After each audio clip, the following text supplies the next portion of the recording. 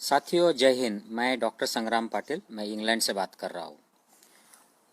Vaccination शुरू हो गया है भारत में और दिल्ली से जो रेसिडेंट डॉक्टर्स है वहाँ के दो बड़े हॉस्पिटल्स के, उन्होंने कहा है कि हमको जो भारत बायोटेक की वैक्सीन है कोवैक्सीन, ये नहीं चाहिए क्योंकि ये इसका फेज 3 ट्रायल ठीक से नहीं हुआ है, कंप्लीट नहीं हुआ है और सेफ्टी एफिकेसी डेटा भी नहीं आया है, तो इन्होंने मना कर दिया है। और ऐसे ही कुछ समाचार अलग अलग पार्ट्स जो 11 राज्यों में ये वैक्सीन भेजी गई है केंद्र सरकार द्वारा, वहाँ से भी आए हैं। और इस बात के ऊपर ये वीडियो है, ये ज़्यादा से ज़्यादा मेडिकल फील्ड में शेयर कीजिए, जनरल पब्लिक को भी शेयर कीजिए कि इसमें हमारे जो हेल्थ मिनिस्टर है, स्वास्थ्य मंत्री हर्षवर्धन, ये खुद एक डॉक्टर है, एक सर्जन है, लेकिन ये कितने दुर्बल व्यक्ति है कि ये शास्त्र विज्ञान क्या होता है, मेडिकल साइंस क्या होता है, इस बात पर ये फिक्स नहीं है और डॉक्टरों के साथ गद्दारी कर रहे हैं और इतनी दुर्बलता दिखा रहे हैं कि उनको पता है कि ये क्या चल रहा है, फेज 3 में कौन से वैक्सीन आए हैं और कौन से देने चाहिए, कौन से नहीं देने चाहिए, लेकिन ऊपर से जो आदेश आ रहे हैं प्रधानमंत्री से, उसके विरोध में कुछ भी नहीं बोल पा रहे हैं। तो विज्ञान, साइंस, एविडेंस, मेडिकल रिसर्च इनके लिए दुय्यम हो गया है और प्रथम क्या हो गया है, प्राइमरी। तो अपनी जो पोस्ट है हेल्थ मिनिस्ट्री की वो बचाए रखो, ऊपर से ऑर्डर लो और बस चुपचाप रहो। तो ये इतना दुर्बल हेल्थ मिनिस्टर है, मुझे शर्म आती है कि ये बताने में कि हमारे देश का हेल्थ मिनिस्टर एक सर्जन है, मॉडर्न मेडिसिन का डॉक्टर है। साथियों, ये वैक्सीन जो है भारत बायोटेक का, मुझे वैक्सीन के खिलाफ कुछ भी नहीं कहना है, मुझे इसके एफिशिएंसी या साइड इफेक्ट्स के बारे में कुछ भी नहीं कहना है, लेकिन इसका जो साइंटिफिक स्टेटस है, रिसर्च स्टेटस, इसके फेज 1 और फेज 2 का डेटा रिलीज हुआ था, इसमें ये सेफ है, लेकिन इसकी एफिशिएंसी उस आंकड़ों से क्लियर नहीं होती है।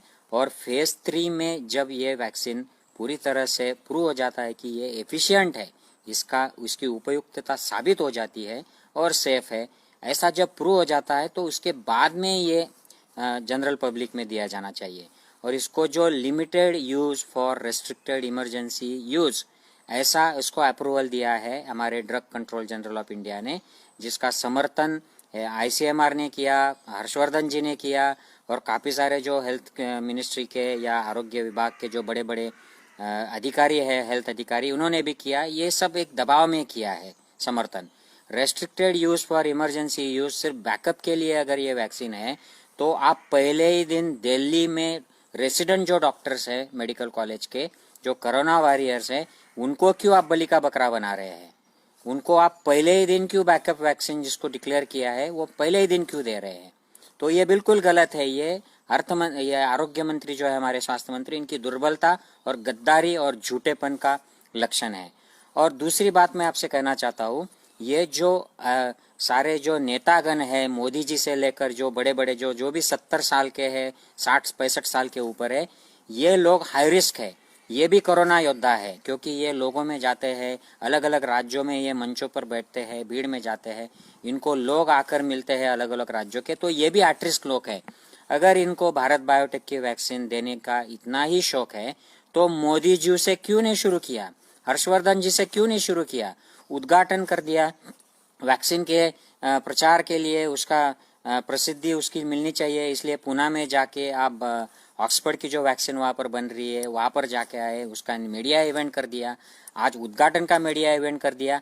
लेकिन जब वैक्सीन लेने का वक्त आया है तो आप उस भारत बायोटेक के वैक्सीन को, जिसको आप डॉक्टर लोगों को दे रहे हैं, रेसिडेंट्स डॉक्टर बेचारे वो अपनी जान जोखिम में डाल के ये कोरोना के पेशेंट्स को ट्रीट करते हैं, उनको आप ट्रायल न किया हुआ वैक्सीन उन पर ट्रायल कर रहे हो, वो भी उनके मर्जी के खिलाफ। ये बिल्कुल गलत है और ये दर्शाता है कि मोदी जी खुद नहीं लेते हैं ये वैक्सीन, दूसरों को देते हैं, उनके ऊपर ट्रायल कराते हैं, टेस्ट कराते हैं और बाद में फिर कभी लेंगे। तो ये मोदी जी की कायरता, डरपोकगिरी और कॉवर्डनेस दर्शाता है। साथियों, ये बिल्कुल गलत हो रहा है। मुझे भारत बायोटेक वैक्सीन ये एफिशिएंट नहीं है या इसके साइड इफेक्ट्स है, ऐसा बिल्कुल नहीं कहना है। हमारे साइंटिस्ट जो इस पर काम कर रहे हैं भारत के, इनके खिलाफ भी मैं कुछ नहीं कहना चाहता हूँ।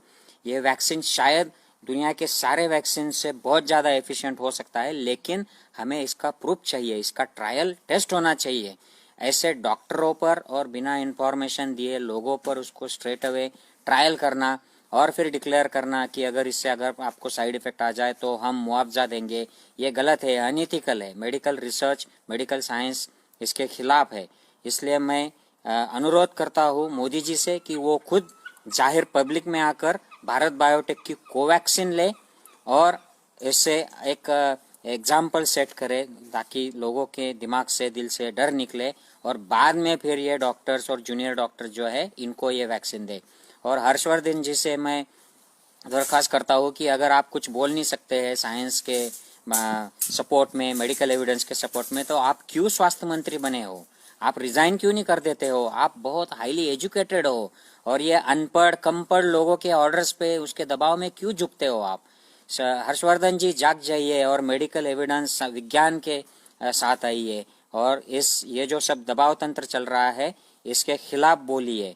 साथियों, अगर मेरी बात से सहमत है, ज़्यादा से ज़्यादा हेल्थ स्टाफ, कोरोना वॉरियर्स से ये वीडियो शेयर कीजिए और जनरल पब्लिक में भी शेयर कीजिए, ताकि लोगों को पता चले कि हमारा स्वास्थ्य मंत्री कितना डरपोक है और दुर्बल है, और हमारा प्राइम मिनिस्टर भी कितना डरपोक है।